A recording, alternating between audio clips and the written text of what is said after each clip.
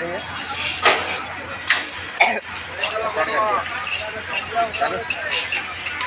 Guys, YouTube channel जान shop city, इस channel में आपका स्वागत है। आज की वीडियो में आप लोगों को मैं बताने जा रहा हूँ कॉलम का चेकिंग कैसे किया जाता है, उसका क्या क्या प्रोसीजर होता है, प्रोसीजर बताते हैं।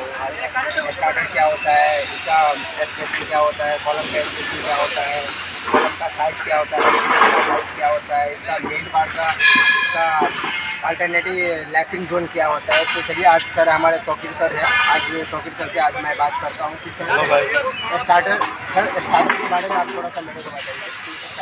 फर्स्ट ऑफ ऑल स्टार्टर जो हम लोग लेते हैं, स्टार्टर लेने का जो हमारा पर्पज़ है वो है जो बेस को पर्पज़ करने के लिए जो भी हम प्लेट लगाते हैं, तो जो हमारा नीचे जो भी, चाहे वो माइवान का प्लेट हो या मेवा का प्लेट हो या कन्वेंशनल हमारा बोर्ड हो, तो नीचे बेस बनाने के लिए, उसको पकड़ करने के लिए, तो नीचे से पकड़ करने के लिए हम लोग स्टार्टर लेते हैं। स्टार्टर मिनिमम 100 mm का भी होता है, लेकिन कॉलम का मोस्टली 150 mm या 200 mm लेते हैं हम लोग।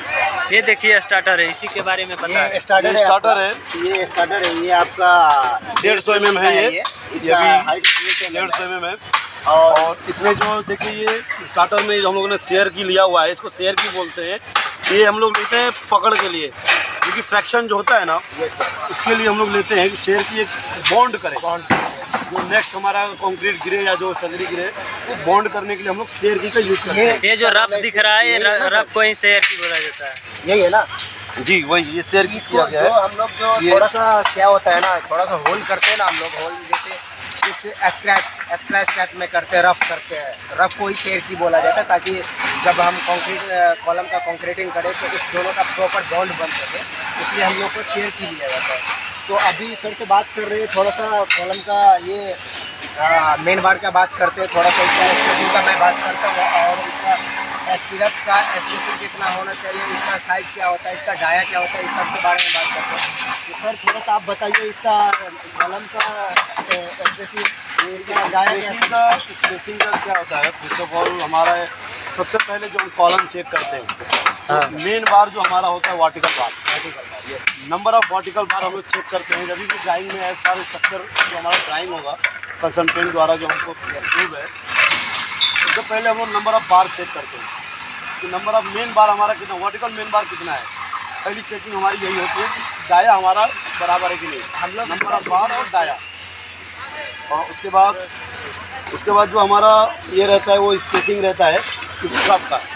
स्क्रब में भी क्या होता है, स्क्रब में मिनिमम जो होता है फर्स्ट हमारे इस तरफ आता है, वो 50 mm के ऊपर होना चाहिए।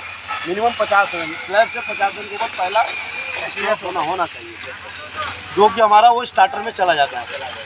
उसके बाद ऐसा ड्राइंग जो कहीं 100 mm होता है, L/3 में कहीं मिनिमम 100 mm ही रहता है, बाकी ऊपर 150 200 एज पर लोड, कंटेंट का लोड होता है, उसके अकॉर्डिंग हम लोग लेते हैं।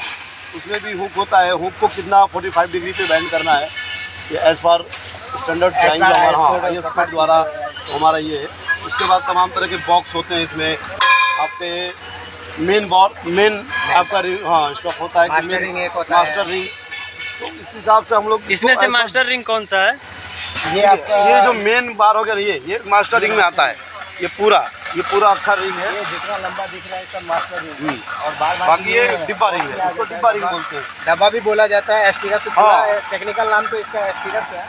तो ये आपका ये वर्टिकल मेन बार हो गया, आपका वर्टिकल मेन बार, ये आपका मास्टर रिंग हो गया, ये आपका डब्बा इसको बोला जाता है। मिनिमम कवर कितना कॉलम में दिया जाता है? मिनिमम कवर जो होता है मोस्टली जो हेवी कॉलम है 40 mm रहता ही रहता है, और कहीं कहीं जो छोटे कॉलम जैसे हम लोग गांव में बनाते हैं, हम कहीं भी तो 25 mm का भी लोग लेते हैं। Yes sir. लेकिन अभी जितने भी लोग IS कोड भी यूज़ कर रहे हैं, मोस्टली जितने हाई राइज बिल्डिंग में या रेजिडेंशियल या कॉमर्शियल में, वो 40 mm हम लोग यूज़ करते हैं। ये राउंड कवर है, कहीं राउंड कवर यूज़ होता है। कि क्या होता है कि एक बार कॉलम के ये रिंग के साथ ही इसको टाइट किया जाता है। इससे फ़ायदा ये रहता है कि ये गिरने का चांसेस कम रहता है, और ये जो प्रॉपर इसको कम से कम 1 मीटर का होना चाहिए, तो 1 मीटर 1.5 मीटर के बीच में इसको होना चाहिए। हाँ, तो ये देखिए 1 से 1.5 मीटर के डिफरेंस में। थोड़ा सा इसका क्या होता है कि लैपिंग जोन हमको सर कौन से जोन में डालना चाहिए? लैपिंग जोन का जो मेथड है वो आपका हाइट के हिसाब से कि L/4 के जोन में आपको नहीं आना चाहिए। जो बीच का सेंटर जोन होता है जो हमारा, उसको क्या करते हैं, कैलकुलेट करते हैं। कोई भी आपका जोन जो है, जैसे नीचे से L/2 एरिया है, वो एरिया में आपका आना ही नहीं चाहिए, ठीक है ना। या तो बीच में आए या तो हट में। सर के कहने का तात्पर्य ये है कि जब हम लोग लैपिंग जोन डालते हैं तो नीचे से या ऊपर से, नीचे से हम लोग L/3 या L/4 पे डालते हैं, L/2 पे हम लोग नहीं डालते हैं, तो उसका कोलैप्स होने का ज़्यादा चांसेस हो जाता है। इसलिए हम लोग क्या करते हैं, L/3 ये देखिए आपका ये लैपिंग है, ये इसको कपलर बोला। ये कपलर किस तरह से डाला गया है? थ्रेड होता है, इसको ये कपलर है, ये 32 mm का कपलर है। और कपलर जो हम लोग, ये थ्रेडिंग होता है, ये हमारे ऑन साइड पे यहाँ पे हो रहा है, थ्रेडिंग होता है। इसको हम लोग गो नो-गो चेक करते हैं, गो होता है एक नो-गो होता है। हम लोग चेक करते हैं कि बराबर हमारा थ्रेड के जो इसका मेन ये है, कपलर जो पूरा अंदर होना चाहिए। कपलर जो है दोनों तरफ से इक्वल घुसना चाहिए, एक भी थ्रेड बचा हुआ नहीं रहना चाहिए। अगर वो 50% घुसा है, अगर थ्रेड आपका दिख रहा है तो कहीं ना कहीं आपका कपलर बैठ नहीं रहा है। ये कपलर मेरे को एक के बाद एक अल्टरनेट दिया हुआ है, इसका क्या? नहीं, ये तो लैपिंग है ना, ये स्टैगर्ड है, स्टैगर्ड इसको बोलते हैं। एक कॉलम इधर है, एक स्टैगर्ड आपका इधर है, एक स्टैगर्ड 1 मीटर ऊपर होगा, 1.5 मीटर ऊपर, देखिए इसी में देखिए ऊपर होगा, फिर ये नीचे है, फिर ये ऊपर होगा। इसको स्टैगर्ड बोलते हैं। कोई भी देखिए सरिया आपको इक्वल नहीं मिलेगा। सरिया आपको क्या मिलता है, ऐसे मिलता है, ऐसे से उंगली है ना, ऐसे मिलता है आगे पीछे, इसको स्टैगर्ड बोलते हैं। ऐसा क्यों देते हैं? ये वही जो साहब ने भी बताया ना कि एक जगह लैपिंग आपका ना है। कोई भी IS कोड में क्या रहता है, कोई भी टेक्निकल इशू में कि आपको एक जगह कोई भी लैपिंग अगर क्रैक होगा तो एक ही जगह से क्रैक होगा। इसलिए इसका जो लैपिंग का जोन है उसको डिवाइड किया गया है, इसको ताकि एक साथ में क्रैक ना हो सके, आगे पीछे लोड पड़े। इसके हिसाब से हम लोग लेते हैं कॉलम। और ये रहा कपलर, ये रहा कवर, ये रहा मास्टर रिंग, ये रहा मेन वर्टिकल बार, और ये रहा हमारा स्टार्टर। ये स्टार्टर का साइज 150 है। अभी देखिए हमारा बेस लग रहा है, हमारा सेटिंग वर्क चल रहा है। एक बेस बनता है उससे कि आपको कहाँ आपको साइज रखना है, उसको बेस मिलता है सेटरिंग। नीचे भी ये डाल दीजिए।